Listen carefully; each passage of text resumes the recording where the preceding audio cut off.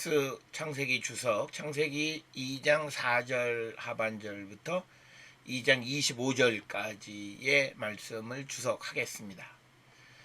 창세기 2장 4절 하반절부터 25절까지는 창세기 1장 1절부터 2장 4절 상반절과는 서로 다른 관점에서 기록된 창조 이야기다. 이렇게 우리가 이해할 수 있습니다.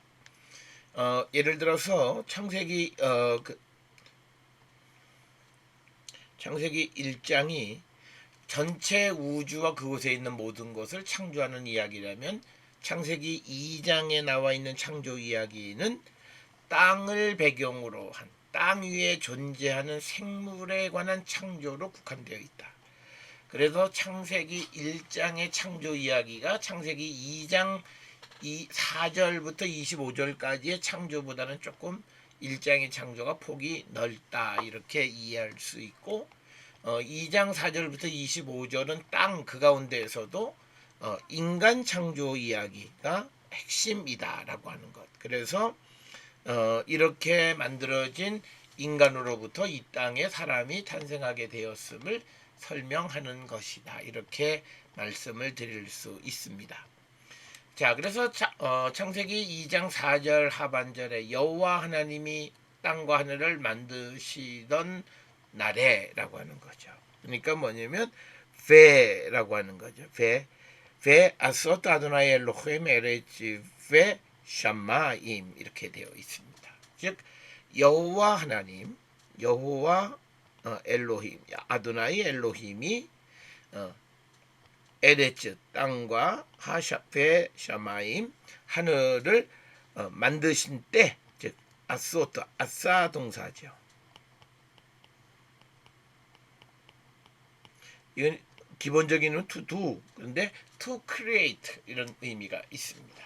그래서 창세기 2장 4절 하반절에서는 창조가 있던 때라고 하는 그런 것이 되겠고요.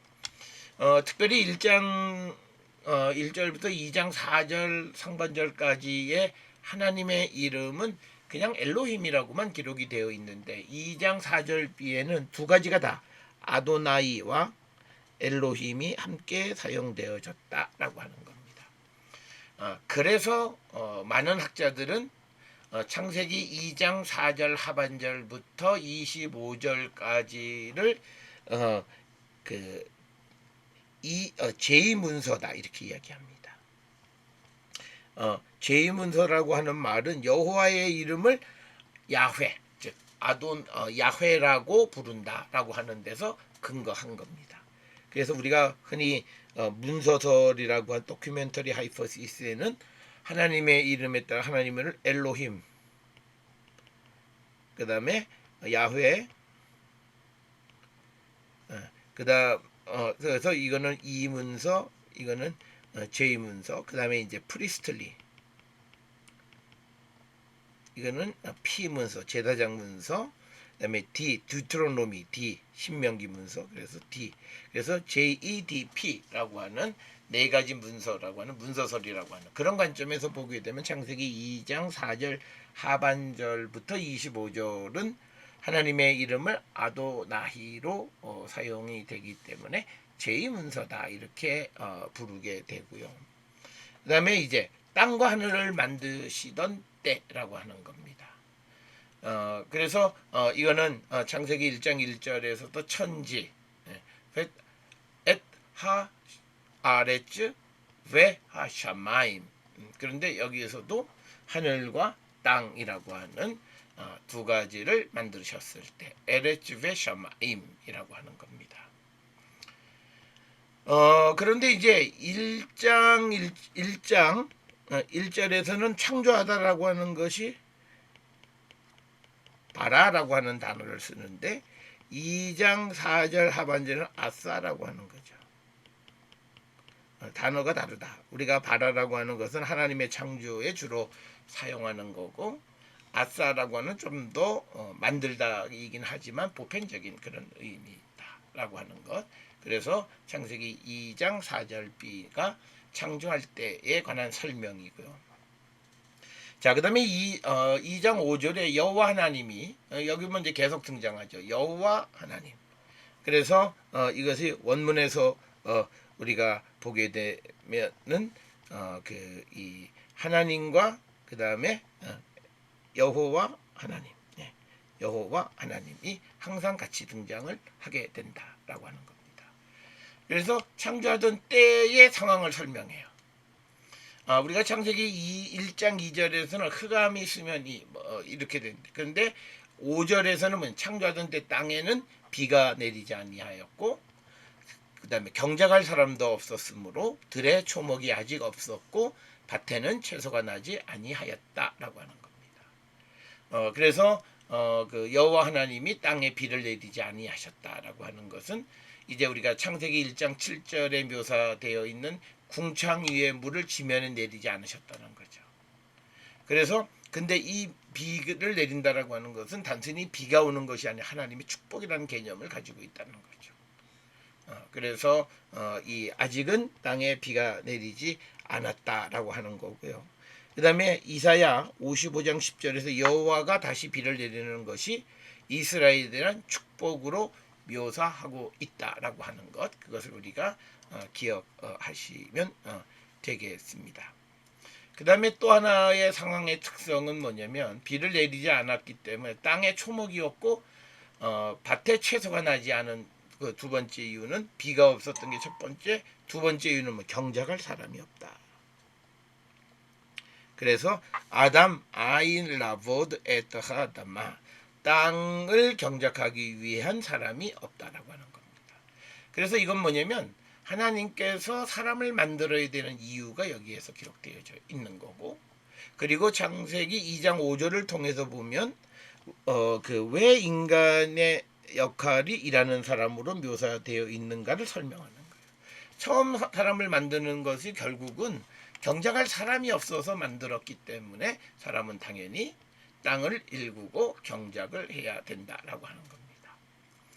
자, 우리가 이제 그 창세기와 같은 시기에 있었던 소위 고대 근동의 창조 이야기 가운데 주전 1635년에 기록된 아트라시스의 이야기에서 보면 낮은 계층의 신들이 자신들의 고된 일 때문에 반란을 일으키자 높은 계층의 신들이 그 문제를 해결하기 위해서 사람을 만들었다. 즉 아트라시스의 이야기나 창세기 2장 5절의 이야기에서 사람을 만들게 되어진 배경 중 하나가 경작하게 하기 위한 것이다 라고 하는 것, 일하게 하기 위한 것이다 라고 하는 것을 우리가 알 수 있다라고 하는 겁니다. 그래서 우리가 사람을 만들게 되어지는 것, 그래서 사람에게 주어진 노동이라고 하는 것은 어떻게 보면 우리가 만들어진 목적이기도 하다라고 하는 것을 우리에게 가르쳐주는 그런 말씀이 되겠습니다. 그래서 우리가 창세기의 창조 이야기와 유사한 고대 근동의 창조 이야기가 아트라시스 이야기가 있고, 또 비슷한 에누마 엘리시도 이 그런 근동의 고대 근동의 창조 이야기인데, 이 에누마 엘리시도 창세기 2장 5절 6절의 상황과 비슷한 그런 상황을 묘사하고 있다라고 하는 겁니다. 자, 그래서 에누마 엘리시에 보게 되면 이렇게 돼. 그때 위에 하늘이 이름 지어지지 않고 밑에 마른 땅이 이름으로 불려지지 않았다. 처음으로 신들의 아버지 압수와 그들 모두를 낳은 문무 티아마트는 자기네들의 물을 하나로 섞고 있었다. 갈대 집이 엮어지지 않았고 늪 있는 땅도 보이지 않았다. 그때 어떤 신들도 나타나지 않아서 이름으로 불려지지 않았고 운명도 정해지지 않았다. 신들이 즉 압수와 티아마트가 섞인 물 속에서 생겨나게 됐다라고 하는 그런 어떤 사람의 어떤 창조에 관한 이야기를 기록하고 있고요. 그다음에 초목이 아직 없고 밭에는 채소가 나지 아니했다라고 하는 것은 이거를 직역하면 어떤 의미냐면 모든 들판의 초목이 아직 땅에 있지 않았고 또 모든 들판의 채소가 아직 자라지 않았다라고 하는 거죠. 여기서 초목은 씨아흐, 즉 플랜트를 얘기하는 광의적인 용어고, 그 다음에 창세기 1장 9절부터 13절의 풀을 얘기하는 대쉐, 나무를 얘기하는 엣지를 모두 포함하는 게 초목, 씨아크라고 하는 거다. 그 다음에 창세기 2장 5절과 달리 창세기 1장 9절부터 13절에서 땅의 식물이 풀, 채소, 나무로 세 부분으로 나뉘어져 있는데 여기는 그냥 모든 것을 통틀어서 초목, 씨아크로 표시하고 있다. 자, 그 다음에 또 하나의 상황은 6절에 안개만 땅 위에서 올라와 온 지면을 적시고 있었다. 즉 창세기 2장 5절 6절은 사람이 창조되기 이전의 상황을 묘사하고 있다. 그리고 땅에 채소나 초목이 나지 않은 이유는 비가 없고 경작할 사람이 없었기 때문이다라고 하는 내리던 두 가지 설명을 제시하고 있다라고 하는 겁니다. 그 다음에 이제 그 안개만이 땅에서 올라온다. 안개라고 하는 말의 시브리어는 에드인데 이 안개는 두 가지로 우리가 이해할 수 있습니다. 첫째는 그냥 안개예요. 다른 하나는 땅에 흐르는 물이라는 의미다라고 하는 거죠. 안개가 에드가 안개 그 자체, 또 하나는 땅에 흐르는 물, 그라운드 플로우를 의미한다라고 하는 것. 그런데 여기에서 이 본문에서는 안개만이 이 땅에서 올라온다는 개념보다는 에드 야레 민 하아레츠, 즉 땅에서 그 그라운드 플로우가 물이 올라오는 것, 지면을 그래서 적신다라고 하는 그런 개념으로 이해할 수 있다라고 하는 겁니다. 그래서 우리가 이 지하의 물이 땅 위에 올라온다라고 하는 표현은 창세기 7장 10일 홍수 이야기에서 기품의 샘이 터졌다라고 하는 그런 표현을 통해서도 우리가 이해할 수 있다라고 하는 겁니다. 자, 그 다음에 2장 7절에 여호와 하나님이 땅의 흙으로 사람을 지으시고 생기를 그 코에 불어넣으시니 사람이 생령이 되었다. 네페시 하야가 됐다.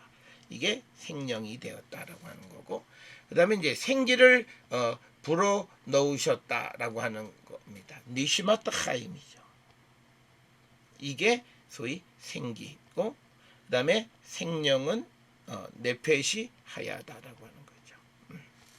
자, 그래서 창세기 2장 7절은 창세기 1장 26절과 다른 관점에서 사람의 창조를 기록하고 있다. 그래서 창세기 2장 창조의 핵심은 하나님이 사람을 만드시고 코로 생기를 불어넣으셨다. 즉 니시마트 하임을 불어넣으셨다. 왜 그러면 여호와께서 사람을 흙으로 지으시고 생기를 코에 불어넣으셨느냐? 이거에 대한 대답은 욥기 우리가 27장 3절에 보면 하나님의 숨결이 아직도 내 코에 있다라고 하는 걸 통해서 코란 인간이 숨쉬는 기관이면서 특히 하나님의 숨결이 있는 곳이 코로 이해되어졌다라고 하는 거죠. 그래서 창세기 또 7장 22절에 의하면 고대 시브리 사람들은 사람의 코에 생명의 기운이 있다 이렇게 이해를 합니다.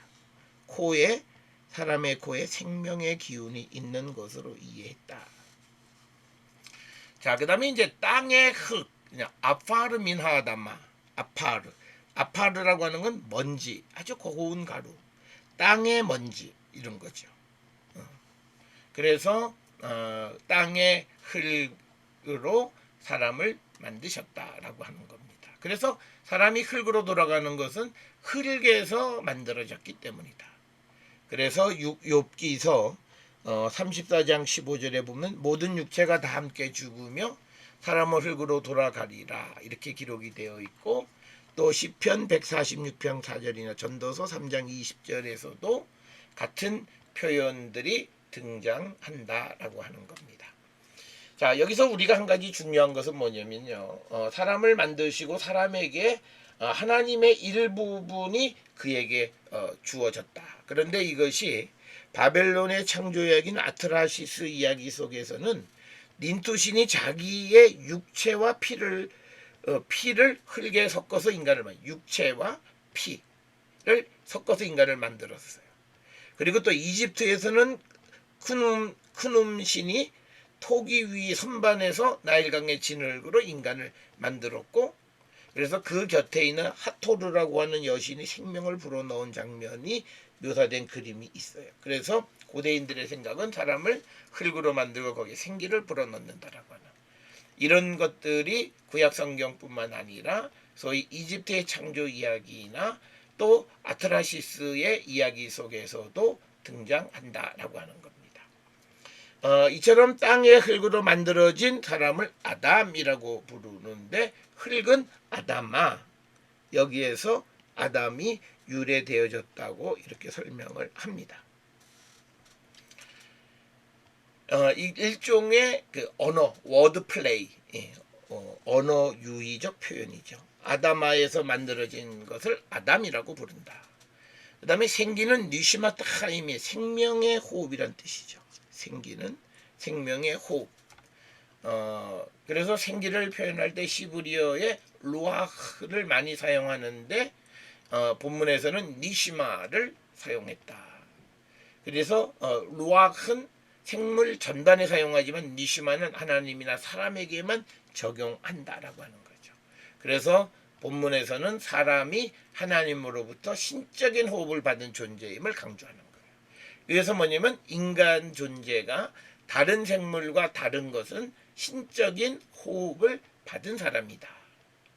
그래서 생기가 들어간 후에 사람이 생영이 된 거다. 그러니까 사람의 여기다가 생기를 불어넣으니까 생영이 되어졌다. 이렇게 설명을 하는 겁니다.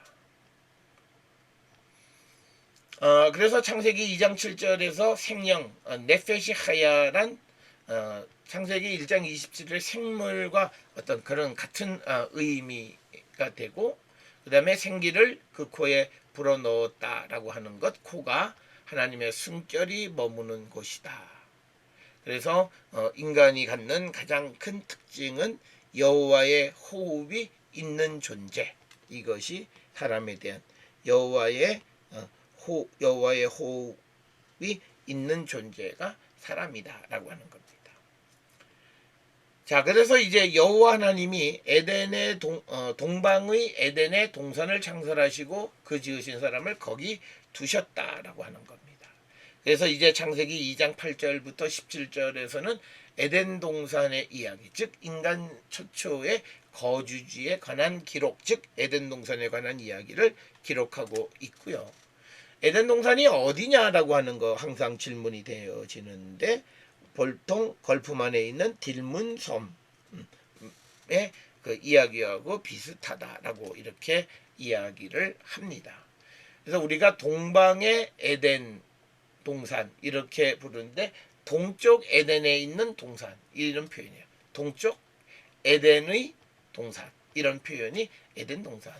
그래서 에덴이 어디냐라고 하는 것, 이것에 대한 것을 우리가 사람들은 관심이 있지만, 그러나 그것에 대한 정확한 대답은 알기는 어렵고, 보편적으로 우리가 에덴 동산을 수메르 동쪽의 딜문 땅으로 생각을 한다라고 하는 겁니다. 딜문 땅. 그래서 이 땅은 순수하고 깨끗하고 밝은 곳이며 병과 죽음이었고 모든 짐승이 조화를 이루고 달콤한 물이 땅에 가득하여 곡식을 맺는 땅이다. 이렇게 묘사가 되어져 있습니다. 그래서 에덴과 관계되어지는 아카드어 단어는 에디누이고, 이것은 지리적인 용어로 유프라테스 강과 티그리스 강 사이의 평원 지역을 가리키는 걸 에디누. 그래서 거기서 에덴이 동작했다. 그래서 우리가 에디누에서부터 에덴. 근데 에디누는 강 사이의 평원 지역을 얘기한다라고 하는 거죠. 거기서 에덴이 유래되어진 것으로 보고, 우리가 흔히 얘기하는 에덴 동산은 딜문 땅의 어느 곳으로 추정한다라고 하는 겁니다. 자, 그러면서 9절에 여호와 하나님이 그 땅에 보기에 아름답고 먹기에 좋은 나무가 나게 하시니 동산 가운데에는 생명나무와 선악을 알게 하는 나무가 있더라. 두 나무입니다. 생명나무, 그 다음에 선악을 알게 하는 나무 두 가지가 에덴의 동산에 있다라고 하는 겁니다. 여기서 우리가 이 생명나무라고 하는 건 뭐냐라고 하는, 또 선악을 알게 하는 나무는 뭐냐라고 하는 거죠. 그래서 생명나무라고 하는 것은 에츠하임, 이거는 그 열매를 먹는 자에게 영생을 주는 것. 그 창세기 3장 22절에 기록되어 있어요. 그 외에 구약 성경에서 생명나무에 관한 다른 구절은 찾아보기 어렵습니다. 단지 유사한 표현은 잠언 3장 18절에 지혜는 그 얻는 자에게 생명나무다 이런 표현이 있고, 또 잠언 3장 30절에 보면 의인의 열매는 생명나무다 이런 그 표현이 있습니다. 그래서 우리가 성경에서는 전반적으로 생명나무와 지혜는 동일시 되어지는 것을 볼 수가 있고, 고대 근동의 여러 문학에서 나무 열매가 생명을 주는 예는 많이 등장을 합니다. 대표적으로 길가메시 서사시에서 우투나피슈팀이 길가메시에게 식문을 주며 그것을 먹으면 늙어도 젊음을 유지할 수 있다 이렇게 이야기를 하는 그런 나무, 생명나무 혹은 지혜의 나무 이런 개념으로 이해할 수 있고, 선악을 알게 하는 나무라고 하는 것은 뭐냐, 이건 아주 다양한 학자들의 견해가 등장하는데 크게 우리가 서너 가지로 보면, 첫째는 이 나무는 인간이 살아가는 데 필요한 모든 지식을 알게 하는 나무라는 해석이 첫째가 있고요. 그래서 여기서 선과 악이라고 하는 것은 everything 또는 wholeness, totality를 나타내는 제휴법적 표현이라는 거죠. 선과 악이라고 하는 것이. 그래서 세상을 살아가는 데 필요한 모든 것을 알게 하는 나무.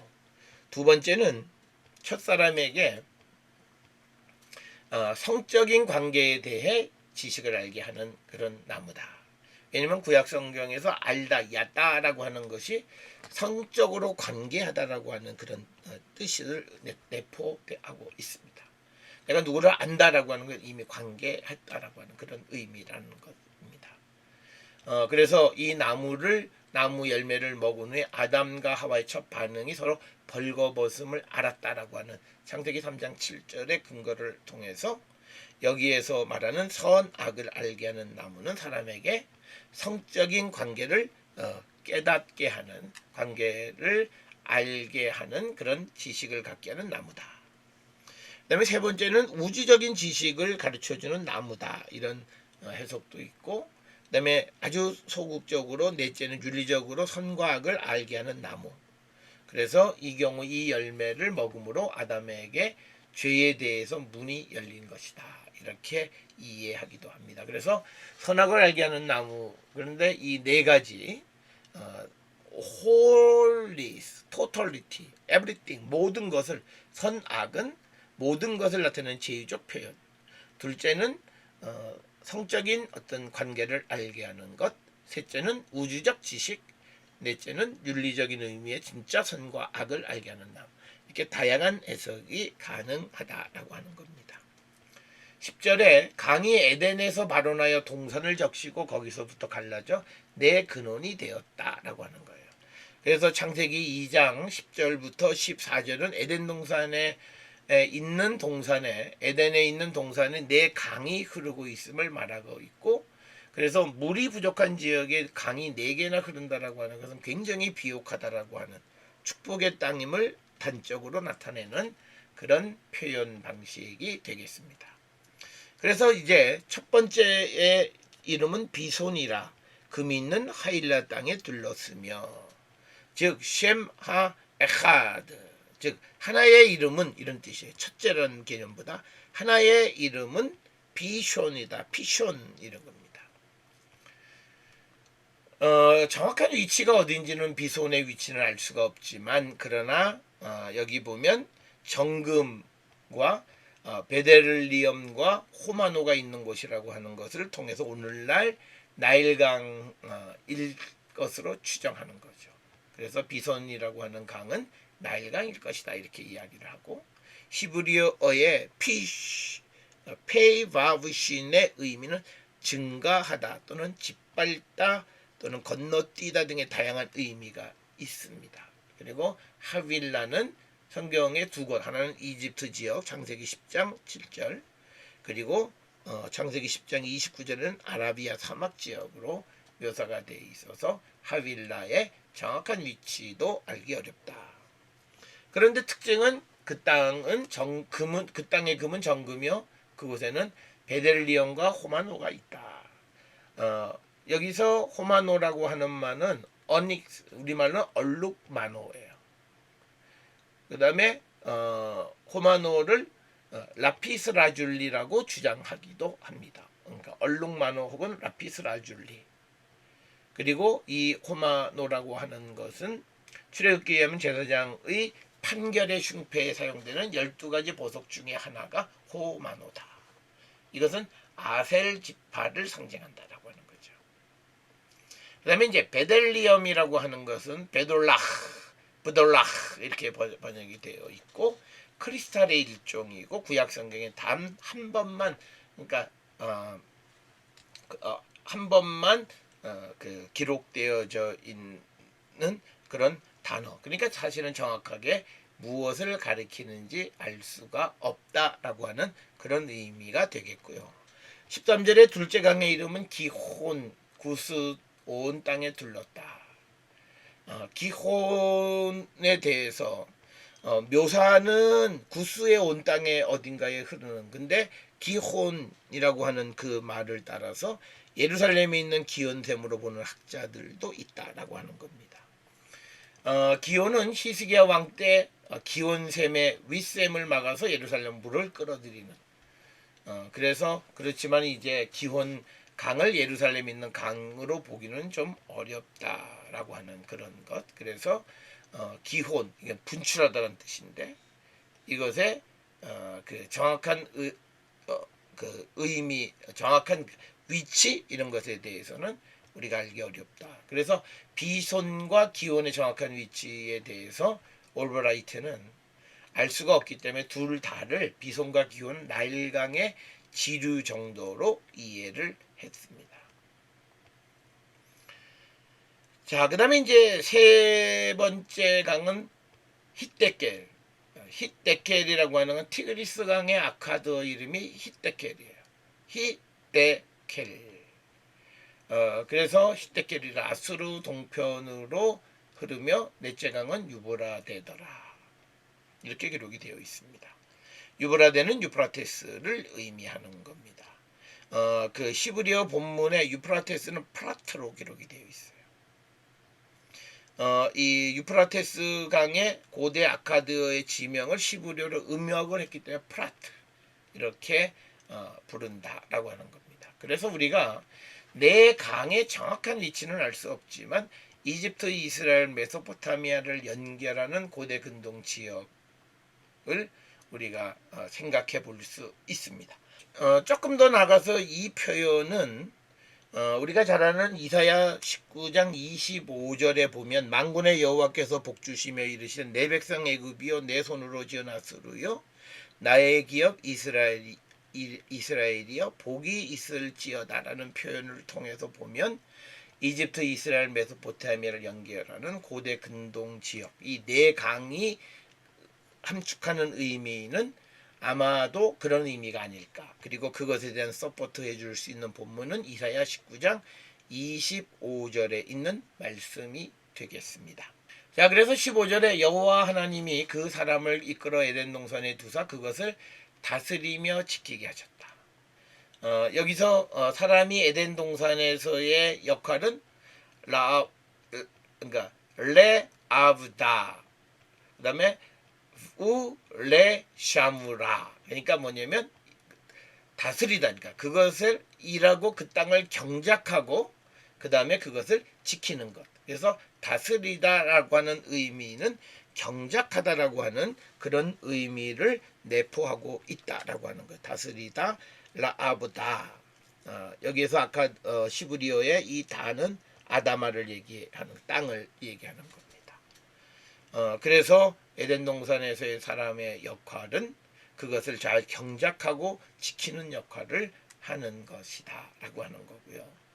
그다음에 16절에 여호와 하나님이 그 사람에게 명하여 가라사대 동산 각종 나무의 실과는 내가 임의로 먹을 수 있다라고 하는 거죠. 동산에 있는 각종 나무의 실과는 임의로 먹는다라고 하는 거죠. 본문에서 임의로라고 하는 단어는 원문에는 기록되어 있지 않습니다. 그런데 해석상에 임의로라고 하는 그 단어를 첨가해서 해석을 한 것이었고요. 우리가 창세기 1장 25절이나 그리고 2장 16절 보면 원래 사람은 채식주의자였다가 창세기 9장 3절에서 동물을 먹을 수 있을 때 그때부터 이제 육식을 하게 됐고 그렇지만 피째 먹을 수 없도록 규정을 하고 있다. 자 그러면서 17절에 이제 선악을 알게 하는 나무의 실과는 먹지 말라. 내가 먹는 날에는 정령 죽으리라. 그러니까 한 가지 제약점은 뭐냐면 한계성은 그것은 다른 것이 아니라 선악을 알게 하는 나무의 열매를 먹지 말라라고 하는 거예요. 그래서 이것은 뭐냐면 하나님과 인간 사이에서 지켜야 할 질서를 제시해주고 있다. 이렇게 우리가 설명을 할 수 있습니다. 그래서 무투 타무투 정령 죽으리라 반드시 죽는다라고 하는 그런 표현이 되겠습니다. 자, 그 다음에 이제 창세기 2장 18절에 하나님 여호와 하나님이 가라사대 사람의 독처하는 것이 좋지 못하니 내가 그를 위하여 돕는 배필을 지으리라 하셨다. 독처 사람이 혼자보다는 둘이 좋다라고 하는 거죠. 이런 생각들은 우리가 잘 아는 전도서 4장 9절에서 12절에 보면 혼자보다는 둘이 유익한 것을 우리에게 기록해요. 그래서 돕는 배필을 지으셨다. 그러니까 여기서 말하는 그를 위하여 그의 상대자로서 돕는 자를 만들었다는 뜻이에요. 그러니까 돕는 배필 이 말을 직역하면 그를 위하여 아담을 위하여 그의 상대자로서 돕는 자를 만드셨다라고 하는 거예요. 그래서 케네그도라고 하는 시브리어의 문자적인 그런 의미는 그의 즉 아담의 상대자 혹은 아담의 앞에 있는 자. 그래서 돕는 배필이라는 말 에제르 켄네게도 그의 상대로 돕는 자란 그런 뜻이다. 그래서 이 창세기 2장 18절을 통해서 돕는 배필은 남녀가 주정의 관계가 아니라 서로 돕는 수평적 관계임을 우리에게 보여주는 그런 말씀이다. 자 그래서 19절에 여호와 하나님이 흙으로 각종 들짐승과 공중의 각종 새를 지으시고 아담이 어떻게 이름을 짓나 보시려고 그것들을 그에게 이끌어 이르시니 아담이 각 생물을 일컫는 바가 그의 이름이니라 라고 하는 겁니다. 그래서 19절 20절에서는 하나님이 흙으로 짐승 새를 만들고 아담에게 그 이름을 지어주게끔 하셨다라고 하는 거죠. 그래서 그 이름을 지어준다라고 하는 것은 모든 생물을 아담이 다스리게 하셨다라는 개념과 같은 개념이다. 그래서 우리가 고대 근동의 그 어떤 문화를 통해서 보면 고대 근동 사회에서 이름을 지어준다는 것은 종속의 의미를 지니는 것으로 우리가 이해할 수 있다라고 하는 것 이것을 우리가 기억하시면 되겠고요. 그 다음에 이제 아담은 여기서 얘기하는 아담은 첫사람 개인의 이름으로서의 아담이에요. 그래서 우리가 아담이라고 하는 말은 휴먼빙으로서의 아담과 개인으로서의 아담 둘 사이를 분별해야만 한다라고 하는 것 그것을 기억하시면 되겠고 자 그래서 20절에 우리가 아는 것처럼 아담이 모든 육축과 공중의 새와 들의 모든 짐승에게 이름을 주니라 아담이 돕는 배필이 없으므로 그래서 21절에 여호와 하나님이 아담을 깊이 잠들게 하시니 잠들매 그가 그 갈빗대 하나를 취하고 살로 대신 채웠다 이렇게 기록을 합니다. 갈빗대라고 하는 말은 째라라고 하는 이 아담의 갈빗대 째라인데 왜 하필이면 갈빗대는 갈빗대로 만드셨냐는 거죠. 갈빗대가 갖는 의미는 뭐냐? 갈빗대라고 하는 것이 그 수메르어로 갈빗대는 생명이라는 뜻을 가지고 있고요. 또 아랍어로 우리가 그 갈빗대는 절친한 친구라는 의미도 가지고 있고, 그 다음에 이제 생물학적으로 갈빗대라고 하는 것은 몸에 중요한 허파와 염통을 보호하는 역할을 하는 것으로서 갈빗대를 설명합니다. 그래서 갈비로 여자를 만들었다는 것은 남자가 여자를 지배하거나 종속관계를 얘기하는 것이 아니라 친구로서, 생명의 근원으로서, 또 그를 보호하는 자로서 이렇게 사람을 만들었다라고 하는 것이고요. 우리가 고대 근동이나 그리스 세계에서 신체의 일부에서 다른 것들을 만드는 예를 볼 수 있어요. 그러니까 우리가 그리스 신화에서 여신 아테네는 제우스의 이마에서 만들어졌고, 사랑의 여신인 아프로테데는 우라누스 신의 장기들이 모인 바다의 거품으로부터 만들어졌다. 그래서 여자 혹은 여신이 남자 혹은 남신의 신체 일부로 만들어졌다는 것은 고대 근동의 보편적 생각이다라고 하는 겁니다. 이것은 이전까지 그 주인공이었던 남자 혹은 남신 못지않게 여자 혹은 여신이 중요하다는 것을 나타내는 것이지 종속적 개념을 나타내는 것은 아니다라고 하는 거고요. 그 다음에 이제 깊이 잠들게 했다라고 하는, 이것은 비정상적으로 깊은 잠을 들게 하셨다라고 하는 거죠. 그 이유는 첫째는 수술의 고통을 잊기 위한 것도 있고, 또 하나는 하나님이 일하시는 것을 기억하지 못하게 하기 위한 방법이다, 이렇게 설명을 하기도 합니다. 자, 그래서 22절에 여호와 하나님이 아담에게서 취하신 그 갈빗대로 여자를 만드시고 그를 아담에게로 이끌어 오시니, 이렇게 기록이 되어져 있습니다. 그래서 하나님이 아담의 갈빗대로 여자를 만들고 그녀를 아담에게 데려오셨다. 여기서 이제 만들다라고 하는 그 단어를 바나, 또 빌트의 뜻의 단어를 사용했고 데려오셨다라고 하는 거죠. 그래서 인도하셨다라고 하는 것. 그래서 우리가 여기에서 사회학적인 관점에서 결혼의 풍습이 하나님에 의해서 만들어진 제도임을 보여주는 거고, 여자를 남자에게로 인도하여서 데려가시는 것이다, 이렇게 설명할 수 있고요. 23절에 아담이 가로되 이는 내 뼈 중에 뼈요 살 중에 살이라, 이것을 남자에게서 죄였은즉 여자라 칭하리라 하니라. 자, 뼈 중에 뼈, 살 중에 살, 이거는 누구와 동족, 혈연임을 나타내는 표현 뿐만 아니라 그 살이라고 하는 것은 사람의 약한 부분이고 뼈는 사람의 강한 부분을 나타냅니다. 그래서 뼈와 살은 개인의 힘을 상징하는 거죠. 그래서 내 뼈 중에 뼈, 살 중에 살이라고 하는 것은 서로가 상호적으로 충성해야 되는 관계를 나타내는 그런 표현이다, 이렇게 발터 브루그만이라고 하는 학자는 설명을 합니다. 그래서 남자와 여자는 상호 충성의 의무가 주어져 있다라고 하는 겁니다. 자, 그러므로 이제 24절에 이러므로 남자가 부모를 떠나 그 아내와 연합하여 둘이 한 몸을 이룬다라고 하는 것. 남자가 부모를 떠난다라고 하는 것. 남자가 그의 아버지와 어머니를 떠났다라고 하는 것입니다. 그런데 이거는 조금은 좀 다른 거예요. 왜냐면 원래 결혼이라고 하는 것은 여자가 집을 떠나지 남자가 집을 떠나지 않기 때문에.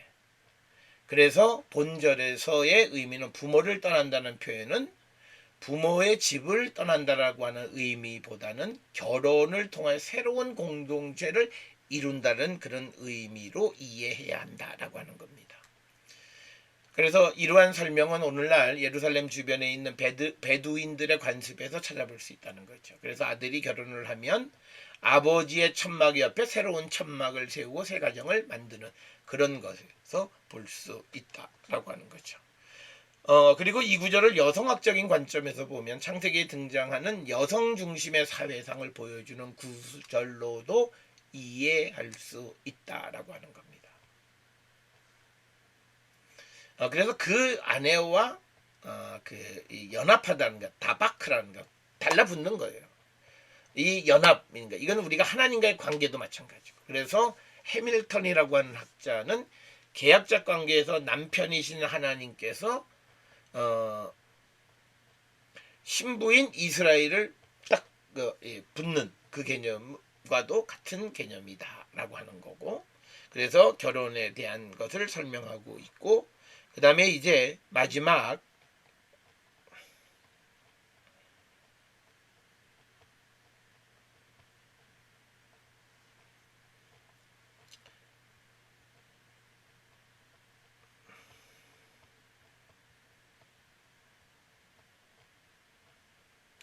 어, 25절에 아담과 그 아내 두 사람이 벌거벗었으나 부끄러워하지 아니했다. 그래서 부부가 된 남자와 여자의 모습은 부끄러워하지 않았다. 그러니까 에덴 동산에서 인간의 모습을 나타내는 거예요. 벌거벗었 알몸이라는 거, 아롬. 그런데 그것이 부끄러워하지 않았다. 그래서 나중에 이 아롬이라고 하는 말과 창세기 3장 1절의 뱀의 간교, 아룸, 이것도 역시 워드 플레이입니다. 그래서 벌거벗음은 아담과 하와 사이에 어떤 장애물도 존재하지 않는다라고 하는 것을 상징적으로 보여주는 그런 이야기가 되겠습니다. 자, 우리가 창세기 1장과 2장을 통해서 두 가지 창조 이야기가 있습니다. 표에서 보시는 것처럼 창세기 1장 1절부터 2장 4절과 2장 4절부터 3장 끝까지의 이야기를 보면 1장의 이야기는 6일간의 창조 이야기이지만 창세기 2장 4절 이하는 그것에 대한 언급이 없고, 창세기 1장은 전 우주에 대한 창조지만 창세기 2장 4절 이하는 땅에 있는 것.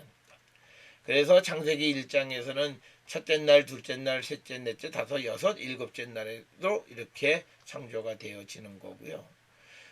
창세기 1장에서는 말씀에 의한 창조고, 창세기 2장 7절에 보면 하나님이 직접 행위하심으로써 코 지으시고 생기 불어넣고 하는 그런 행위가 강조되어졌다. 그 다음에 이제 창조 이전의 상태에 대해서 창세기 1장 2절에는 혼돈에 물이 있고, 그 다음에 땅이 혼돈하고 공허하고 흑암이 깊음 위에 있고 하나님의 신은 수면 위를 운행했다, 이런 표현. 그런데 창세기 2장 5절 6절에서는 황무지에 비가 내리지 않았고 경작할 사람이 없고 초목이 아직은 없고 채소가 나지 아니하였고 안개만이 올라온다. 그러니까 아직은 뭔가 땅은 있다는 거죠. 그런데 이 창세기 1장에서는 아예 무에서부터의 창조. 그러면서 창세기 1장에서는 물이라고 하는 것이 갖는 어떤 부정적 성격이 있는다면 창세기 2장 5절이나 9절에서 물은 긍정성을 나타낸다.